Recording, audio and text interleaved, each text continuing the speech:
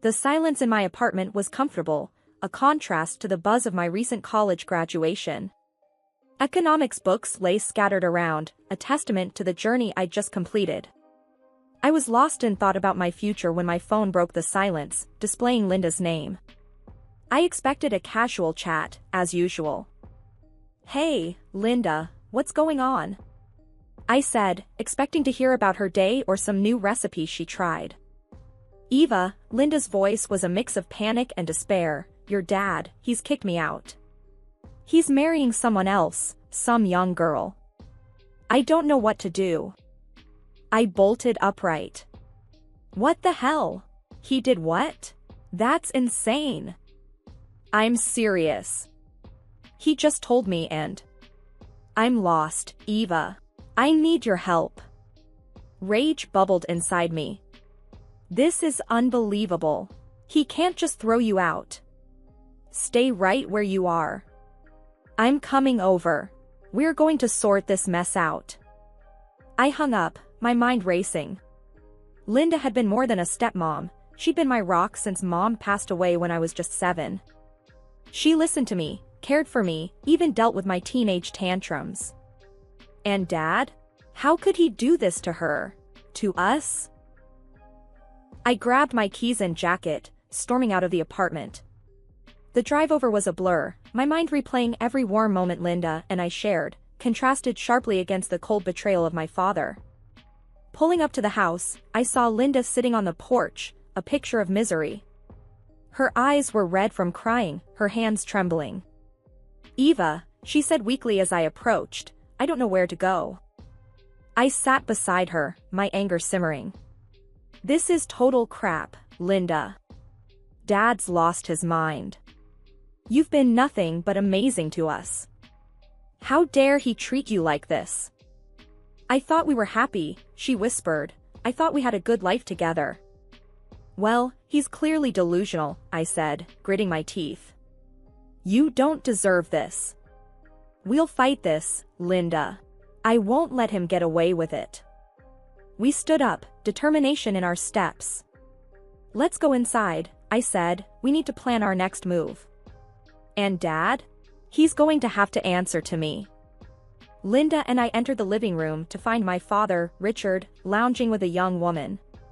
My heart sank and my blood boiled as I recognized her, Rachel, the queen bee of my high school bullies. "What the hell is going on here, Dad?" I demanded, my voice sharp, trying to control the anger bubbling inside me. Richard looked up, unfazed. "Eva, this is Rachel, my fiancée, you remember her, don't you?" Rachel stood up, smirking. "Oh, Eva, still the little mouse from high school? How quaint."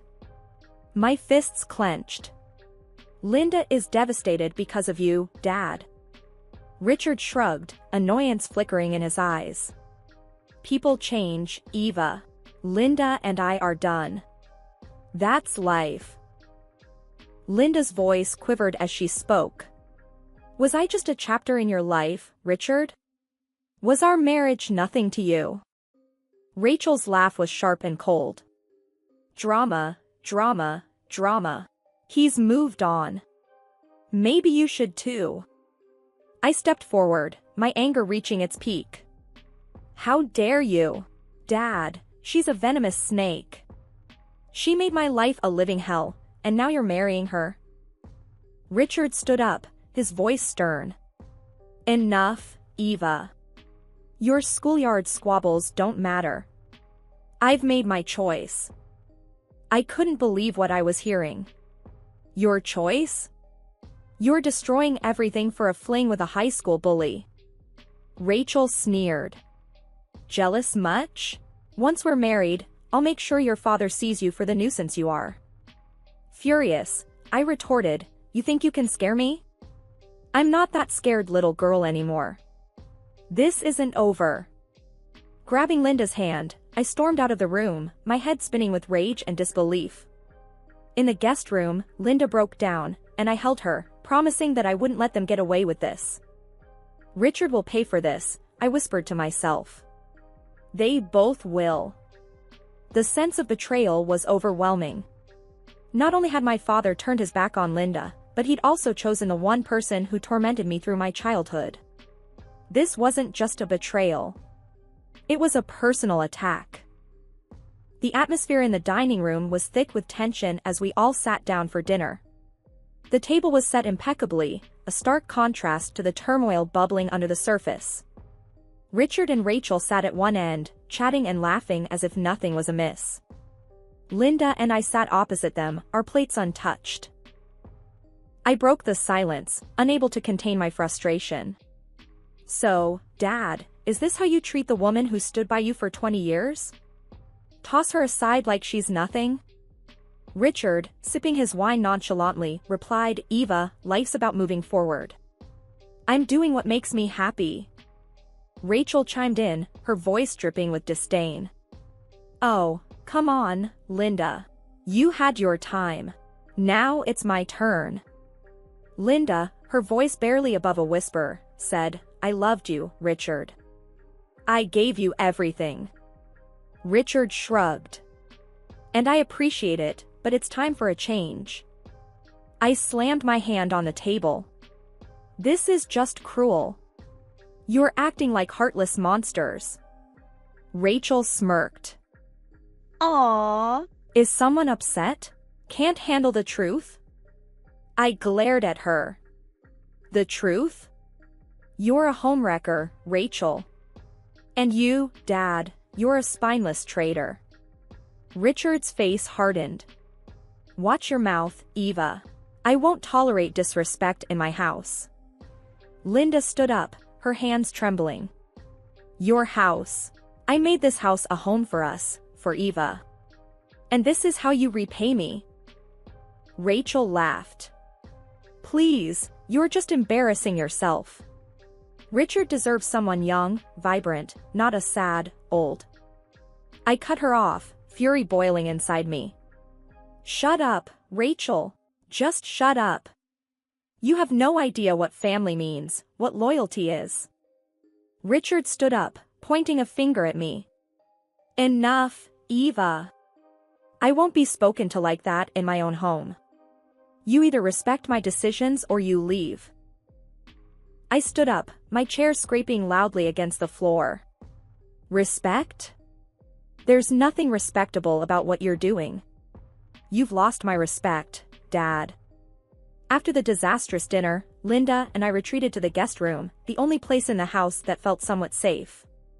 We were both emotionally drained, but sleep was the last thing on our minds. As I sat on the edge of the bed, trying to process everything, there was a soft knock on the door. I opened it to find Rachel standing there, a smug look plastered across her face.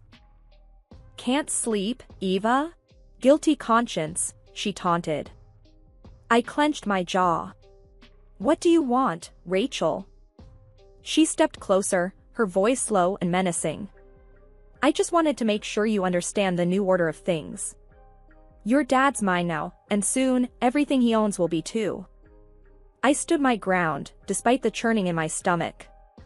"You think you can just waltz in and take over? You're delusional." Rachel laughed, her eyes glinting with malice. "Delusional? Honey, I'm being practical. And just so you know, once I'm the lady of this house, I'll make sure your father cuts you off. No more daddy's money, no more cushy life." Her words stung, but I refused to show any weakness. "You think you can scare me? I've dealt with worse than you." Rachel leaned in, her breath foul with the scent of wine. "Oh, I remember how easy it was to make you cry in school. Guess some things never change. But let me give you a little advice. Take your precious Linda and get out before things get ugly." I felt a surge of anger. "You don't scare me, Rachel. You're just a bully, and bullies are cowards at heart." Rachel's eyes narrowed. "We'll see about that. Just remember, I always get what I want. And right now, I want you gone. You're alone in this, Eva. Your dad's on my side, and soon, everyone else will be too." Linda finally spoke up, her voice quivering but strong. "Eva's not alone. I'm with her. And we won't let you destroy this family. Rachel turned to Linda, her expression one of mock pity. Still playing the devoted wife? Wake up, Linda. Richard doesn't want you anymore. You're just a sad, leftover relic of his past. I stepped between them, anger boiling over. Enough, Rachel. You've said your piece, now get out. We don't need your venom here. Rachel smirked, undeterred. Just remember, I always get what I want. And right now, I want you and your precious Linda out of the way. With that, she turned and left, her laughter echoing in the hallway. I closed the door, my heart pounding in my chest. Her threat hung in the air like a dark cloud. This was more than a family dispute, it was a battle for our future, our dignity. Linda and I sat back down, the weight of Rachel's words settling over us. We can't let her win, Eva, Linda said, her voice resolute. I nodded, my resolve hardening. We won't. We'll fight back, and we'll protect what's ours. She's not going to get away with this. The morning sun did little to lighten the mood as Linda and I began the daunting task of packing her belongings. Each item we wrapped seemed to hold a memory, a piece of a life that was being unceremoniously dismantled. As I folded some of Linda's clothes, I couldn't help but let out a bitter laugh. Can you believe this? Years of memories, just stuffed into boxes like they're nothing. Linda, holding a photo frame, sighed deeply. It's hard, Eva. This was my life, our life. And now, it's just fading away. The sound of footsteps alerted us to Rachel's arrival. She leaned against the doorway, a smug smile on her face. Aw, Packing up already? How efficient. Don't let the door hit you on the way out. I glared at her, my hands balling into fists. You're loving this, aren't you? Kicking a woman out of her home? Rachel shrugged, her eyes cold. It's not personal, Eva. It's just how the game is played. And I always play to win. Linda placed the frame in the box, her voice trembling. This was my home, Rachel. How can you be so cruel? Rachel's laugh was harsh. Cruel? Please. I'm just taking what's mine. Besides, it's time for some fresh air around here. Out with the old, in with the new, right? I stepped forward, anger surging through me. This isn't a game, Rachel. You're destroying people's lives. Rachel's gaze was unflinching. Life's tough, honey. Better learn to deal with it. And honestly, it's better for everyone if you and Linda just disappear. Make things easier for your dad and me. I moved closer to her, my voice slow and fierce. You may think you've won, but this isn't over. We won't just disappear and let you destroy everything we care about. Rachel smirked, unfazed. Big words, Eva, but that's all they are. Words. Face it, you've lost. Now, hurry up with the packing. I have plans for this room. With that, she turned and left, her laughter echoing behind her. Together, we continued packing, each item a symbol of the past but also a motivation for the fight ahead. Rachel might think she's won, but I wasn't going to let her have the last laugh. After the grueling task of packing, Linda and I found solace at my grandmother Margaret's house, the mother of my dead mom. It was a quaint, modest home, filled with the warmth that was starkly missing from my father's mansion. As we settled in, my grandmother, a spry and sharp-witted woman in her 70s, poured us some tea. Eva, Linda, tell me everything, she said, her eyes sharp with concern.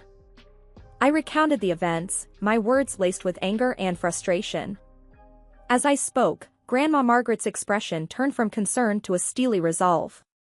Richard has lost his mind, I concluded, slamming my cup on the table a little harder than I intended. Grandma Margaret nodded, her lips pressed into a thin line. That man has always been a fool, but this is a new low. Linda, her voice weary, added, I just can't believe he'd do this to us, Margaret. Grandma Margaret reached across the table, patting Linda's hand. Now, we're not going to let this Rachel person win. I've got a plan. I leaned in, curious. A plan? What are you thinking, Grandma? She smiled, a glint of mischief in her eyes. Well, it's high time Richard learned a lesson.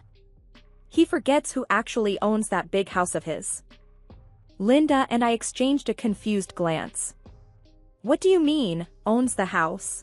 I asked. Grandma Margaret chuckled. Oh, my dear, that house, along with a significant portion of the family business, is in my name. Richard was just managing it for me. But now, I think it's time for a change. I sat up straighter, realization dawning on me. You mean, you can kick him out? Exactly, she said, her smile widening. And that's not all.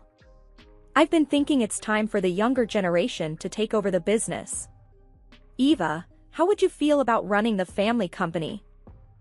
I was taken aback. Me? Run the company? Linda squeezed my hand. Eva, you can do this. You're smart, capable. You just graduated top of your class in economics. Grandma Margaret nodded. It's settled then. We'll call a family meeting this weekend. Richard and his little girlfriend won't know what hit them. As we began to plan, I felt a sense of purpose ignite within me. Grandma Margaret's plan was bold, but it was just what we needed. It was time to take a stand, to reclaim our dignity and our family's legacy. This weekend, Richard and Rachel would learn they had messed with the wrong family. The atmosphere at Grandma Margaret's house was electric with unspoken tensions as we gathered for the family dinner. Father and Rachel, smirking with false confidence, were seated across from me, Linda, and Grandma. The modest setting of Grandma's dining room was a stark contrast to the lavishness they were accustomed to. Grandma Margaret, with a composed and steely demeanor, initiated the conversation. Thank you all for coming.